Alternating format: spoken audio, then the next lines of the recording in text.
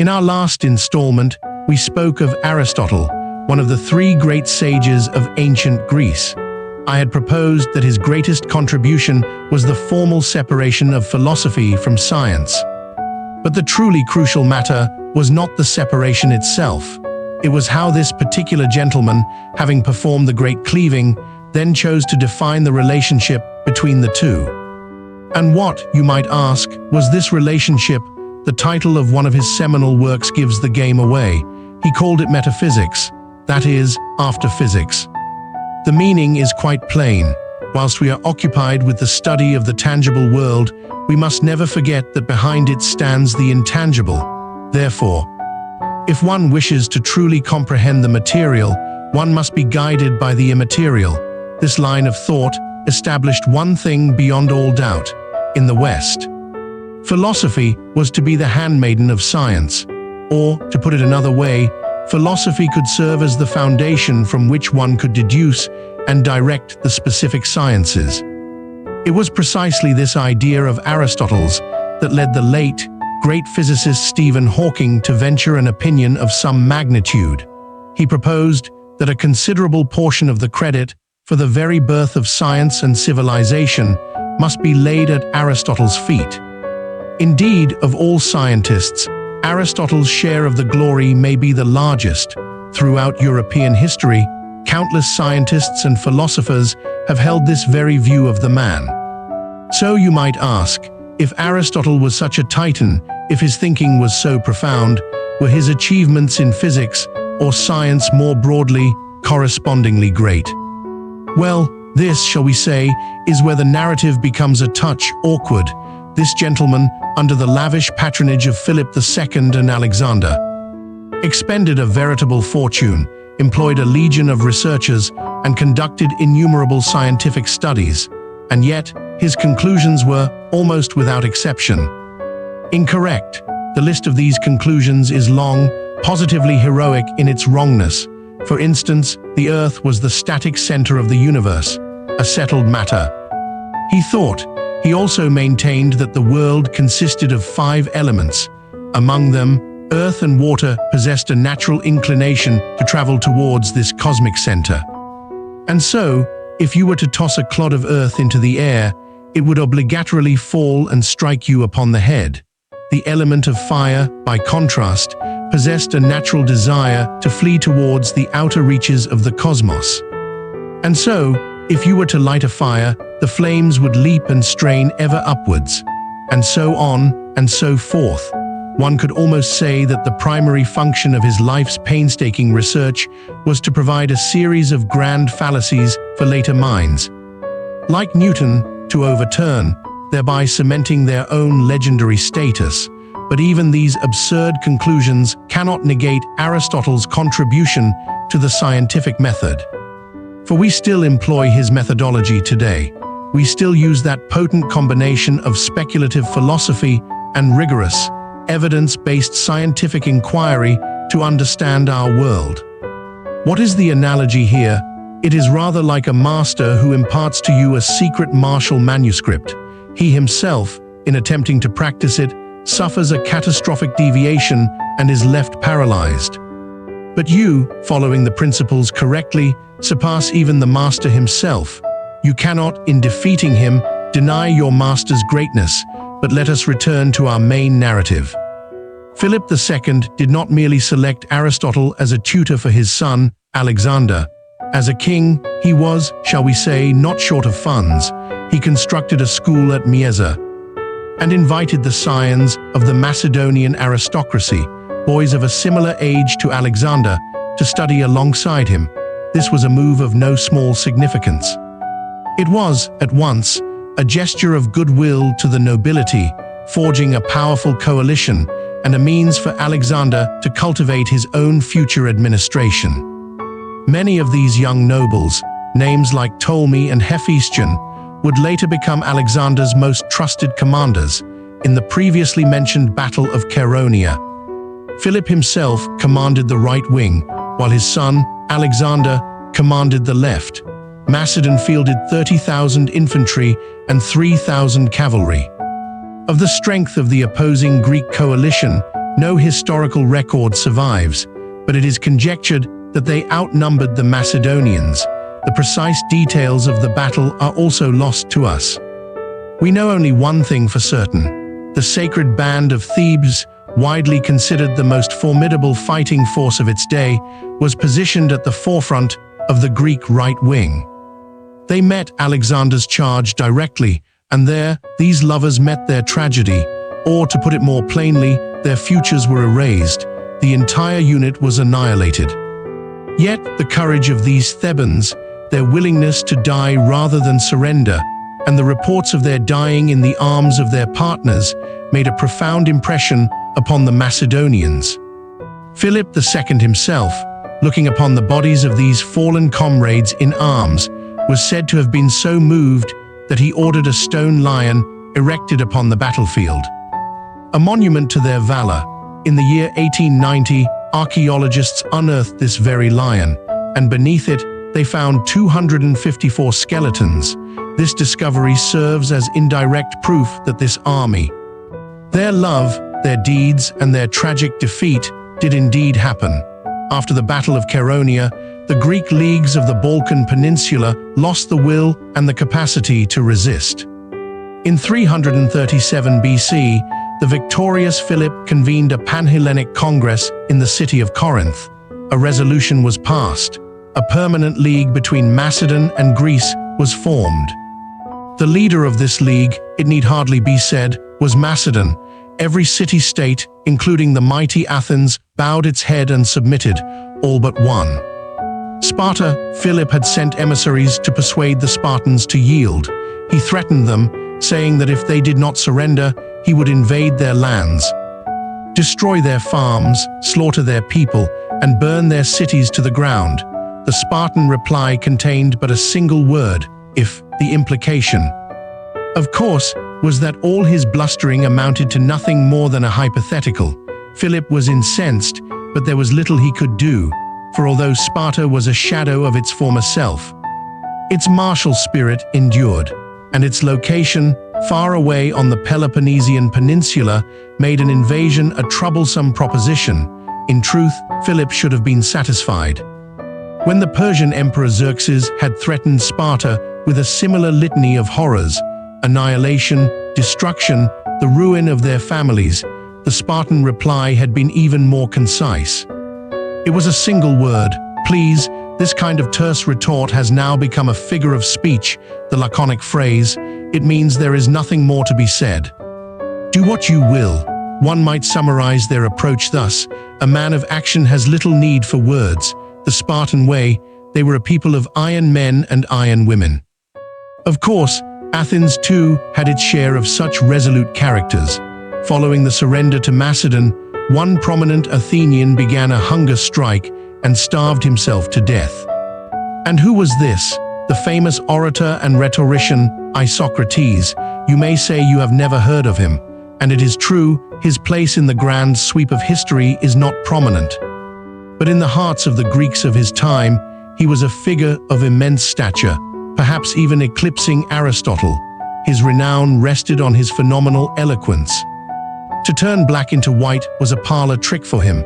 This man could turn black into a rainbow, and so you might reasonably ask, why did he take his own life? The reason for his drastic action was not, as you might think, the shame of becoming a subject of a foreign king. To understand why he chose to die, we must first understand his long-held political conviction. And it will almost certainly surprise you, for the elder Isocrates' most fervent, most consistent plea had been this: he begged Macedon to come and rule all of Greece.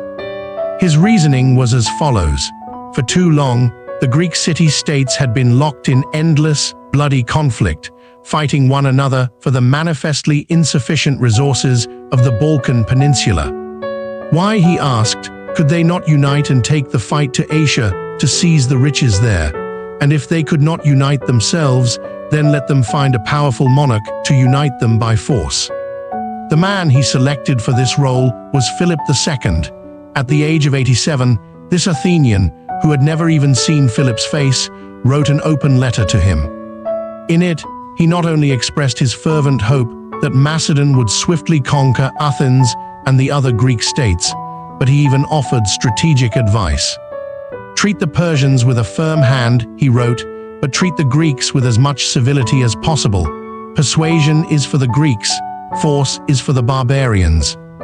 At this point, you are likely bewildered. Philip's unification of the Greek city-states was the very realization of Isocrates' dream. Why, then, did he starve himself to death? Was he a fool? No, he was not.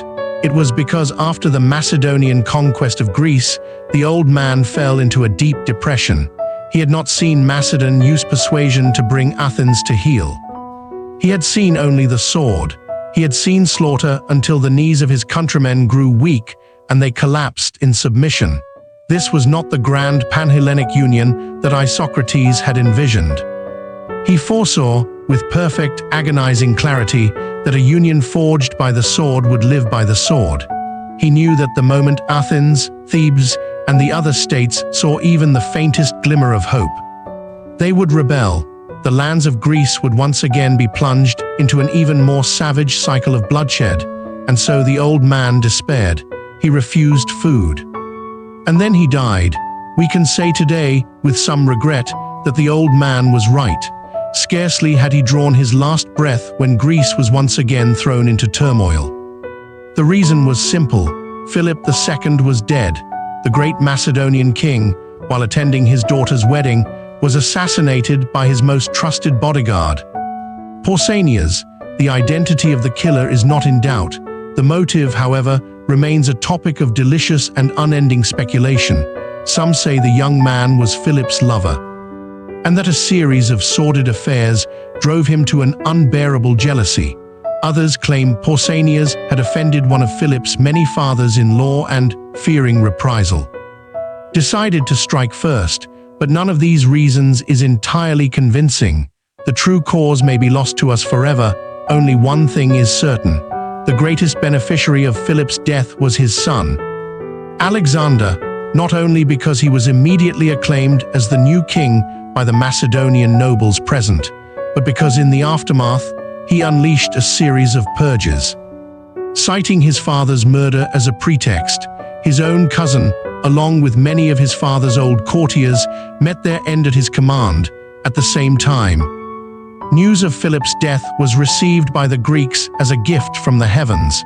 Thebes, Corinth, Athens, all those who had been kneeling rose to their feet, dusted themselves off, and prepared to rebel.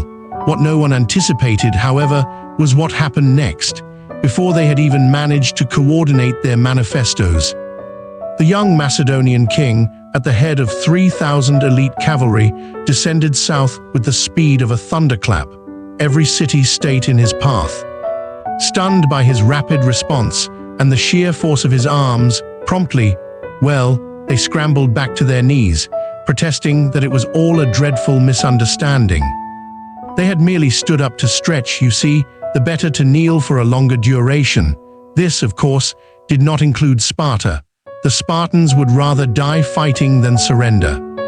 But at this point, they lacked any real capacity to challenge Macedon for control of Greece, as Alexander had no intention of conquering the Peloponnesian peninsula. The Spartans, in their defiant silence, preserved their final dignity. Having subdued the Greek states, Alexander emulated his father. He convened another league conference at Corinth. The meeting reaffirmed Alexander's position as supreme commander and declared that all of Greece must now unite. The goal, to march on Persia and seize the resources of Asia. Had the old Isocrates only delayed his hunger strike by a few days, he surely would not have died. On the contrary, he would have celebrated with an extra bowl of rice.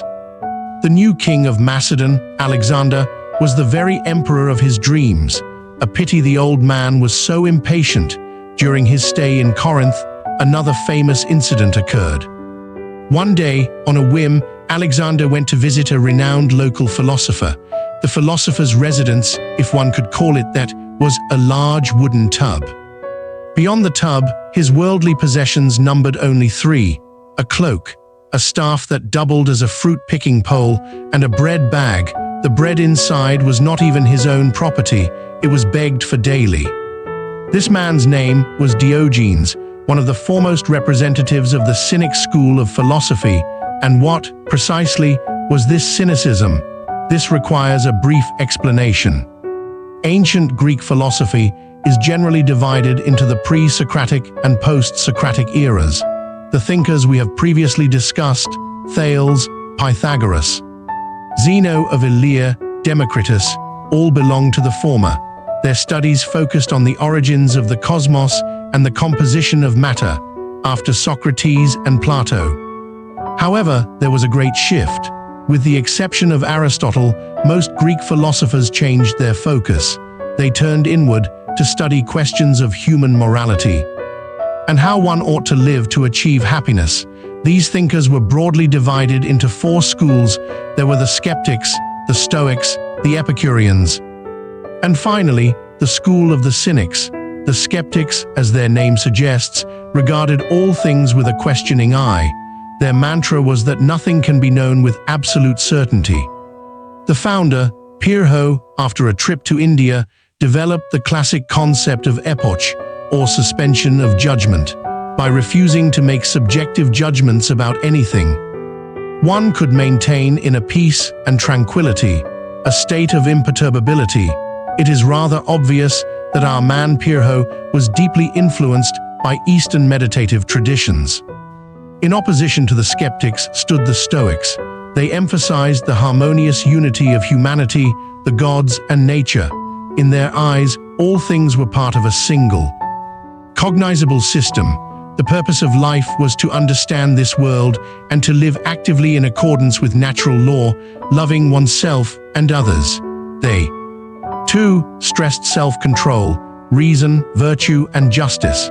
Listening to this, one hears the echoes of a certain kind of disciplined, civic-minded humanism found in many great civilizations.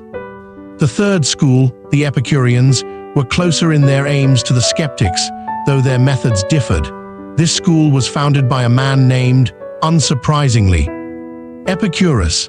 He was a staunch follower of Democritus's atomic theory, a thoroughgoing materialist. How, then, could a materialist find common cause with a skeptic? While their theories were poles apart, their goal was the same, to achieve a state of tranquility and freedom, but where the skeptics sought it through suspension of judgment, the Epicureans sought it through the satisfaction of desires, achieving a state of mental pleasure and contentment. It is also worth noting that Epicurus formulated a paradox that would pose a rather significant theological headache for later Christianity. It is known as the problem of evil. He proposed we begin with the premise of an omnipotent and omnibenevolent God. If such a God exists, but cannot prevent evil, then he is not all-powerful. If he can prevent evil, but does not wish to, then he is not all good. If he is both able and willing to prevent evil, then why does so much evil exist in the world? And if, he concluded, this being called God is neither willing nor able to prevent evil, then why worship him at all? For some Eastern religions, this is not a problem, as concepts like karma and cyclical rebirth readily resolve the dilemma. But for Christianity, the problem posed by Epicurus was a formidable one indeed. It would not be until the 18th century, with the arrival of a staggering genius, that Christianity would find a way to truly extricate itself from this entanglement. But that is a story for another time. The last of the four great post-Socratic schools was that of the Cynics. You might also call them the school of asceticism. They rejected all luxury and comfort. They cared little for social convention or morality. Some even claimed they preferred to live like dogs, which is how they earned the name cynic, from the Greek word for dog. Of course, a cynic might tell you that the name comes from the fact that their founder, Antisthenes, often gave his speeches in a gymnasium called the Cynosarges, the place of the white dog. We need not adjudicate which story is true, for one thing is certain: anyone who wishes to argue with you about the meaning of the word cynic is, by definition, not a cynic. A true cynic would not deign to argue at all, and it was a master of this very school, a cynic in the truest and most absolute sense. That Alexander, the master of all Greece, now sought out. How did he behave when faced with the man who held a sword over all the world, Alexander, the conqueror? Filled with admiration for Diogenes, eagerly approached his home, the great wooden tub. "Sir," he began, "is there anything I can do for you?" The subtext was clear. "Old man, do you not know that all of Greece is now mine? Ask for anything you desire." Alexander was playing the part of the benevolent ruler, the patron who loves, respects, and cherishes talent. It is a script performed by great monarchs throughout history. He did not expect, however, that Diogenes would refuse to follow the script. Without so much as a glance in his direction, the philosopher spoke. "Yes, you could move aside. You are blocking my sunlight. It has been raining for days. My body feels damp, and now you stand here, blocking my sun, chattering on about what I might want. Do you wish for me to grow mold?" Alexander, to his credit, was not angered. He simply stepped aside. For a long time after, he was heard to remark to his companions, "If I were not Alexander, I would wish to be Diogenes." This quote has become fashionable. On the surface, it seems like an aristocrat fantasizing about the free and easy life of a vagrant, but this was no mere lifestyle choice. Alexander was expressing a profound admiration for a sovereignty of the soul that he, with all his power, could not possess. This is the principle of finding peace in simplicity. Joy in the way. Contentment in poverty is only one half of the equation. If the mind cannot find this joy, then sitting in Diogenes' tub, covered in green moss, you will likely find your insides turning green with regret. As a final aside, modern medicine has given a name to a condition characterized by squalid living, a desire for isolation, and the hoarding of useless items. It is called Diogenes syndrome. It has a not insignificant prevalence among the elderly, but let us return to our narrative. Having consolidated the forces of the Greek city-states, Alexander drew his sword. His gaze turned eastward, towards Persia. The great conquest had begun. There were three primary reasons for Alexander's haste to attack Persia. The first was to fulfill the ambition of his father, Philip, the Roman-era Greek historian Plutarch. In his Life of Alexander, records that the conquest of Persia was not only the desire of the Macedonian nobility, but also Philip's lifelong goal. The second reason was a book Alexander had read. It was called the Anabasis, written by Xenophon, a disciple of Socrates. And why would a book make one want to invade Persia? We must understand what the book described. It told the story of how, in the year 400 BC, a Persian satrap named Cyrus the Younger hired 10,000 Greek mercenaries to help him stage a coup. The coup failed, and Cyrus was killed in battle. But these 10,000 Greeks, under Xenophon's leadership, managed to march across the Persian heartland, break through countless encirclements, and return to Greece. It was nothing short of a miracle. The event not only demonstrated Xenophon's own leadership, but also proved one thing: Persia was in decline. If 10,000 mercenaries could roam its territory at will, what could the disciplined Macedonian phalanx not achieve? Moreover, Xenophon was a verbose and meticulous chronicler. He recorded every detail of the journey, the terrain, the local customs, the geography. For Alexander, this book was at once a military intelligence briefing and a powerful dose of inspiration. The final reason for Alexander's campaign in Asia was to answer the call of popular opinion in the Greek city-states. As we have mentioned, in 480 BC, the Acropolis of Athens was burned to the ground by the Persians. This act remained a thorn in the side of the Greek people. It was a foundational trauma, a wound to the collective soul of Greece that had festered for generations. And so, when Alexander raised the banner of vengeance against Persia and the liberation of the Greek cities in Asia Minor, he received the support of all of Greece, all, of course, except Sparta. In the year 334 BC, the 22-year-old Alexander, leading an army of fewer than 50,000 infantry and 6,000 cavalry. Crossed the Dardanelles and set foot in Asia. This force of less than 60,000 men was the absolute limit of what he could muster. Even so, it plunged him into a debt of 1,300 talents. But no matter, as we shall soon see, this sum was but a single hair on the hide of the 9 oxen fortune he was about to acquire. The immediate problem, however, was that his bankrupt treasury could only supply his army for a month at most. If within that month he could not secure vast quantities of supplies and grain from Persian territory, his coalition would collapse from hunger. No enemy required.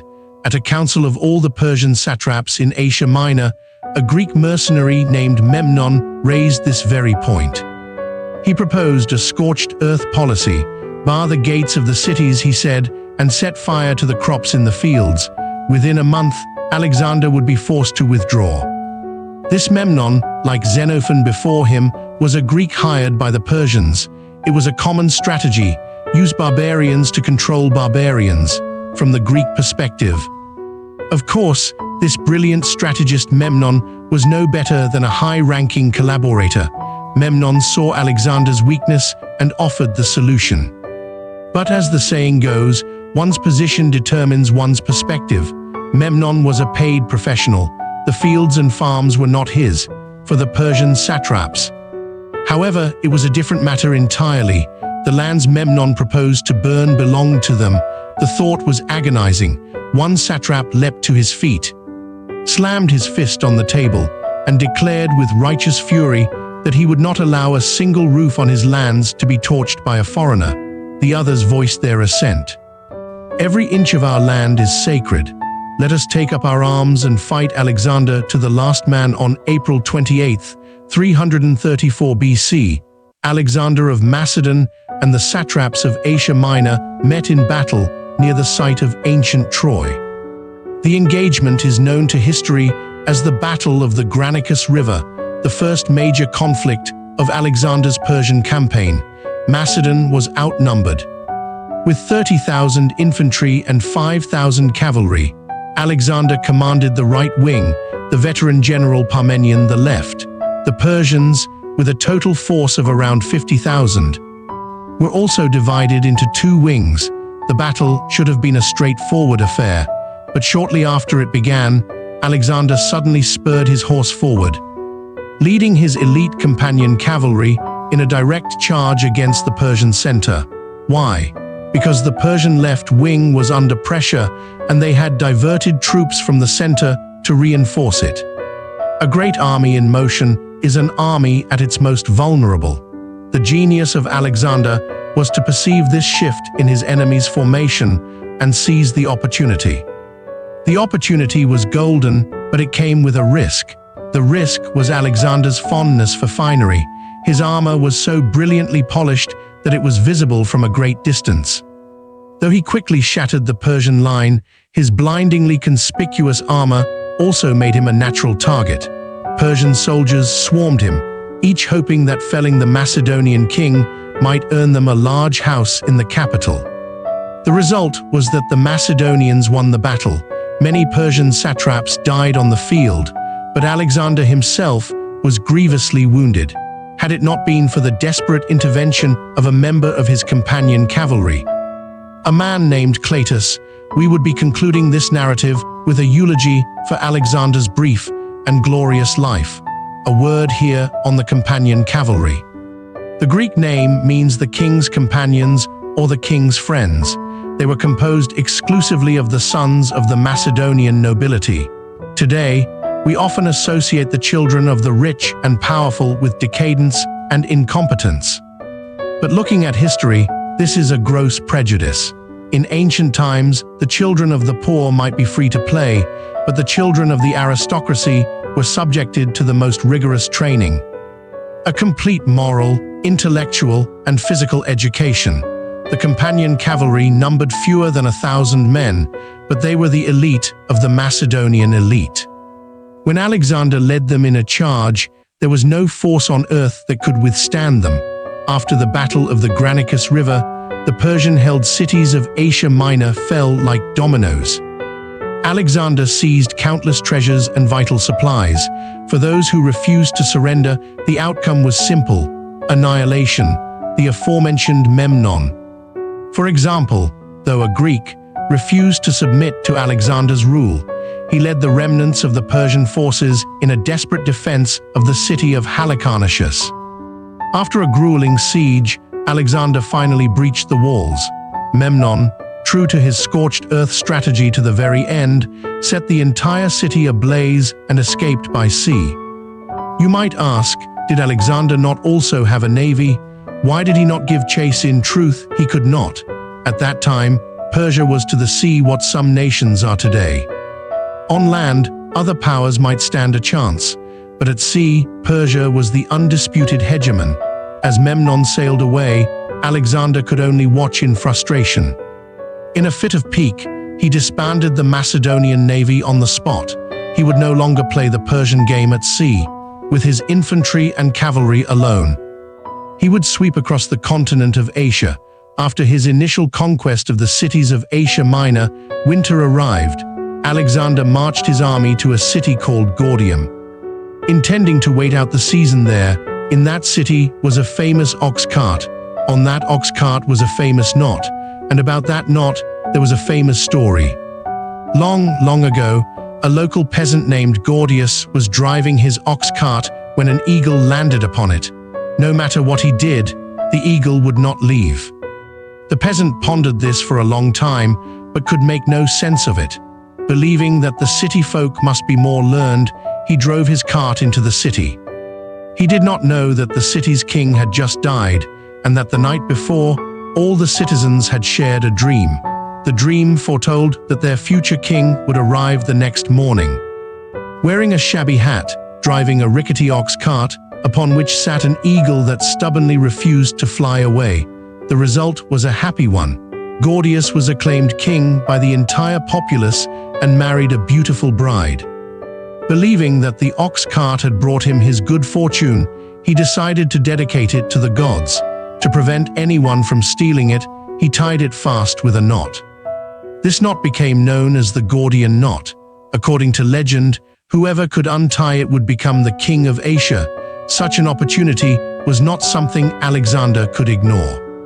He too came before the ox cart. After examining the knot, he understood why it could not be untied. There was no end to the rope, or rather, the ends were hidden deep within the knot itself. Such a puzzle could not be solved by hand. After a moment's contemplation, Alexander did something that astonished all who watched. He drew his sword. With a single strike, he clove the knot in two. He then sheathed his blade, turned and walked away. That night, though it was winter, a great storm broke over Gordium. The Macedonian soothsayer, Aristotle, declared that because the knot had been cut, the god Zeus was pleased. Alexander was his chosen king of Asia. This story, of course, is almost certainly a fabrication, likely spun by intellectuals in later years to glorify Alexander. But this does not change two facts. First, the Gordian knot has become a common phrase in the West. It signifies a complex problem that can only be solved by a bold and unconventional action. And second, Alexander did, in fact, become an emperor. He became the king of Asia. In the spring of 333 BC, Alexander, his army rested and restored, continued his march east. They passed through the Cilician gates in the Taurus Mountains and entered the Persian heartland. The king of Persia at this time was Darius III. He was the great-great-grandnephew of the formidable Darius I. This ninth-generation descendant was not originally named Darius. It was only upon ascending the throne at the age of 46 that he adopted the name of his illustrious ancestor. His rise to power had been the product of a series of intrigues, and the man was insecure. He hoped the name would lend him an aura of legitimacy and safety. But a man who can navigate palace intrigue is no fool. After Alexander's victory at the Granicus River, Darius knew that the invader would not stop. He began a full-scale mobilization. Amassing a huge army near modern-day Syria, preparing to control the battle space and crush the weary Macedonians in a single, decisive battle. But as they say, the plans of men are no match for the whims of heaven. Darius waited and waited for the Macedonian army, but they did not come. He soon learned that Alexander had fallen ill, and the entire army had halted. In this situation, Darius grew impatient. His advisors whispered in his ear that Macedon had at most 40,000 men, while they had 600,000. Our cavalry alone could trample them into the dust, they said, and so Darius abandoned his carefully chosen battlefield and advanced to meet Alexander. This is the popular version of events as recorded by ancient historians like Arrian and Plutarch, but modern scholarship suggests two errors. First, the Persian army was likely no more than 100,000 men, not 600,000. Second, Darius's advance was not born of impatience or flattery, but of necessity. Alexander's illness had caused Darius's own supplies to run dangerously low. 100,000 men consume a vast amount of food each day. And unlike Alexander, he could not simply pillage his own lands, and so Darius chose to advance to cut Alexander's supply lines and force him into a decisive battle. In November of 333 BC, the second great battle of Alexander's eastern campaign was fought at the mouth of the Pinarus River, because it was near a small village called Issus. It is known as the Battle of Issus. At the start of the battle, the Macedonian formation was sound: Alexander on the right, the old general Parmenion on the left, and the famed Macedonian phalanx in the center, but the Persian side was in chaos. The battlefield was simply too narrow. It was hemmed in by the sea on one side and steep mountains on the other, leaving a front just 2.5 kilometers wide. For the highly mobile Persian heavy cavalry, there was simply no room to maneuver. The Persian right wing was squeezed inwards, which in turn compressed the infantry and Greek mercenaries in the center. The entire formation became a disorganized mass. Many troops were pushed to the rear, where they could see nothing but the backsides of their comrades and their horses. How did Alexander exploit this weakness to win against a superior force? The battle began. Alexander immediately saw the Persian weakness. The terrain prevented them from deploying their forces effectively. He ordered Parmenion to hold fast against the charge of the Persian heavy cavalry on the right. He himself then led the bulk of his forces in a furious assault on the constricted Persian left. He shattered their formation, plunged through the gap, and once again leading from the front, charged directly towards the Persian center, where King Darius himself was stationed. Darius was now 47 years old. He needed help just to mount his horse. He was in no position to engage the 23-year-old Alexander in single combat. Seeing the danger, he made an eminently sensible decision. He ordered his charging cavalry to turn about, and he fled the battlefield with all possible speed. Now it was Alexander who faced a difficult choice. Should he pursue Darius, or should he turn back to aid Parmenion and the Macedonian phalanx, who were still locked in a desperate struggle with the Persian heavy cavalry? Ultimately, Alexander broke off the pursuit. He wheeled his forces around, rejoined the main battle, and shattered the Persian center. The king had fled. The center had broken. The entire Persian army at last disintegrated into a rout. The battle was a resounding victory for Macedon, and it came with an unexpected prize.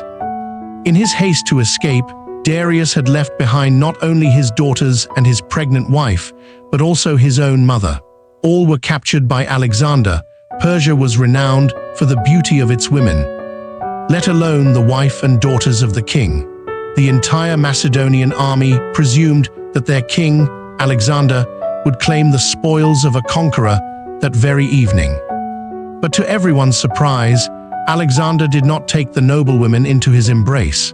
Instead, he treated them with the utmost courtesy. He gave orders that they were to be cared for according to the standards befitting Greek noblewomen. This single act so moved Darius's mother, Sisygambis, that she wept. Her own son had fled, abandoning his family to save himself. Yet this enemy, this conqueror, treated her with kindness and concern. The contrast illuminated Alexander's greatness, and so an idea formed in the old queen's mind. She would adopt Alexander as her son. Now, you might think Alexander would be enraged by such a suggestion. The mother of my vanquished foe wishes to become my own mother. To think so is to misunderstand the art of strategy. In fact, the old queen's move was a masterstroke. She knew that this was precisely what the young Alexander desired most. He was not like other invaders who came to pillage and leave. His goal was to become the king of Persia, the king of Asia. If the mother of the legitimate emperor of Persia became his own mother, then by law, he would be the brother of the Persian king. He would have a legitimate claim to the throne, and so it was. Alexander won a great victory and gained a new mother. In all fairness, Sisygambis's initial motive was likely the preservation of herself and the captured Persian royal family, but over time, she may have developed a genuine affection for Alexander. When news of her own son's death later reached her, she shed not a single tear. Instead, she said, "I have only one son, Alexander, and he is the king of all Persia." And when Alexander himself died young, Sisygambis chose to starve herself to death. Of course, genuine affection was one reason, but there was also a practical reality. With Alexander dead, her own position became precarious.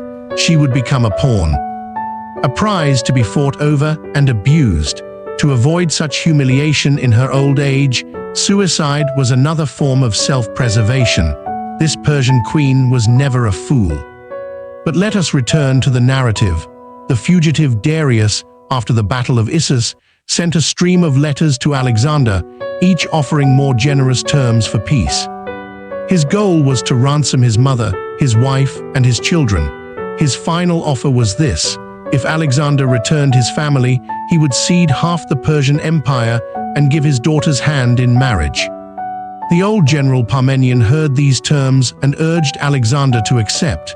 "The offer is excellent," he said. "What more could we ask for?" Alexander shook his head. "If I were you, Parmenion," he said, "I would accept, but I am Alexander." Then, turning to the Persian emissary, he said, "Go back and tell my brother Darius this. I do not want half of Persia's land, I want all of it, for my new mother has said that I, too, have a right to rule Persia. As for his precious daughter, she is already in my hands. If I wished to marry her, I could do so tonight. That is a matter that need not concern him." Here, some might ask, if Alexander had become the brother of Darius, how could he then marry his daughter? In our own time, such a union would be unthinkable. But in the ancient Mediterranean world, in Greece, Rome, Persia, and Egypt, such marriages were common. It was not just adopted nieces, even blood nieces could be formally wed. Indeed, Darius's own wife was his sister. And so, Alexander ignored Darius's pleas for peace. He marched on, conquering the cities of Tyre and Gaza. Gaza, as in the Gaza of today. A glance at a map reveals the astonishing truth. Alexander, without a navy, had marched from Greece, through modern-day Turkey and Syria, down the eastern coast of the Mediterranean, all the way to Egypt. And Egypt, once a great power, was now a spent force. It had long ago been conquered by the Assyrians and later became a vassal state of Persia. For his war with Alexander, Darius had drawn many troops from Egypt, leaving the land virtually undefended.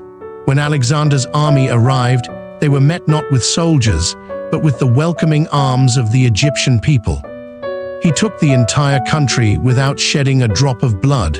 Overjoyed, Alexander gestured grandly and ordered the construction of a new city at the mouth of the Nile. He named it Alexandria. This was to become the famous port of Alexandria. In truth, Alexander founded many cities named Alexandria during his conquests, but none achieved the importance of the one in Egypt. Its strategic location was one reason, but its fame also rests on two other structures, a library and a lighthouse.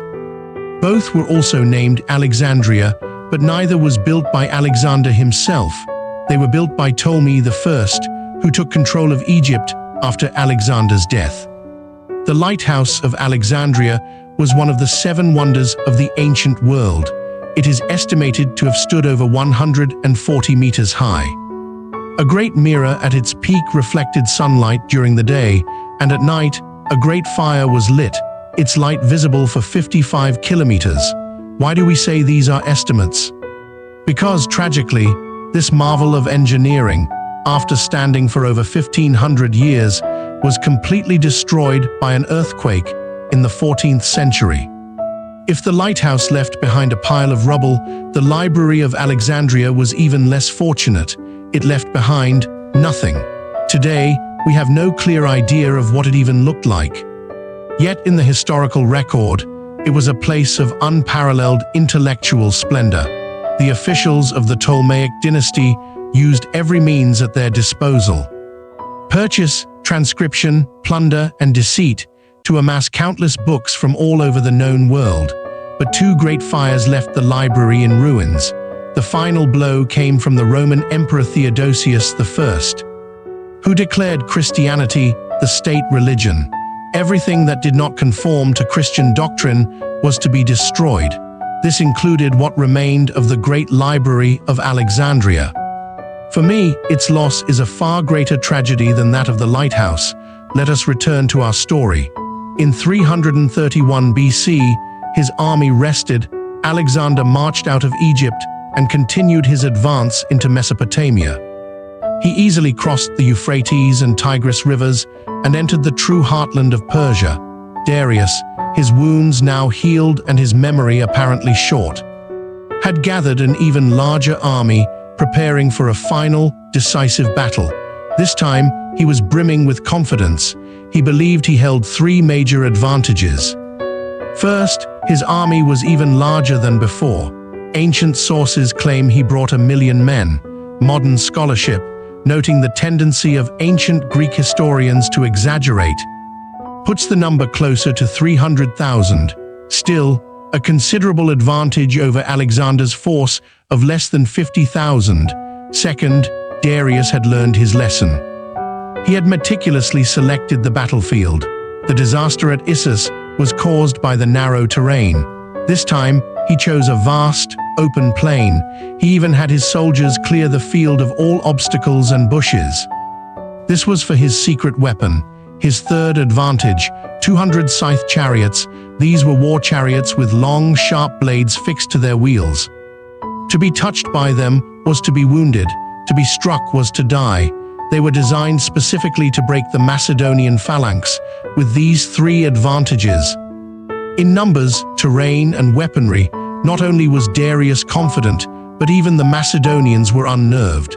The second-in-command, Parmenion, suggested a night attack. Alexander's response was intriguing. He neither agreed nor disagreed. Instead, he allowed the news of the suggestion to be leaked to the enemy, but in secret. He rejected the plan and gave a firm order. The entire army was to sleep. Darius, upon hearing the news, was gripped with anxiety. What if they really did attack at night? What if they sabotaged his precious chariots? He ordered his entire army to remain vigilant all night, on high alert for a surprise attack. The result was that the Macedonian army slept soundly, while the Persian army spent a sleepless night, starting at shadows. On October 1st, 331 BC, the battle that would decide the fate of the Persian Empire began. The Battle of Gorgamla. As the fighting commenced, Darius discovered that his preparations had paid off. His cavalry, unconstrained by terrain, successfully pressed both of Alexander's flanks. Elated, he ordered his 200 scythe chariots to charge the Macedonian center. But this was precisely Alexander's plan, a strategy designed to turn Darius's numerical superiority into a tactical weakness. It was a classic use of asymmetric thinking. The chariots thundered towards the Macedonian phalanx, only to find that their great, whirling blades were cutting nothing but air. Alexander's forces had simply opened a gap in their center, allowing the charge to pass through harmlessly. but in doing so, the chariots had advanced too far, creating a space between them and Darius's main line. This space was exactly what Alexander had been waiting for, the companion cavalry held in reserve until now. Moved, led by Alexander, they struck like lightning, charging directly at Darius himself. The popular account holds that Darius, just as he had at Issus, turned and fled at the first sign of danger, causing his army to rout. But recent scholarship suggests this may not be the case. This time, Darius did not flee. He had prepared for this very eventuality with his own elite force, the Persian immortals.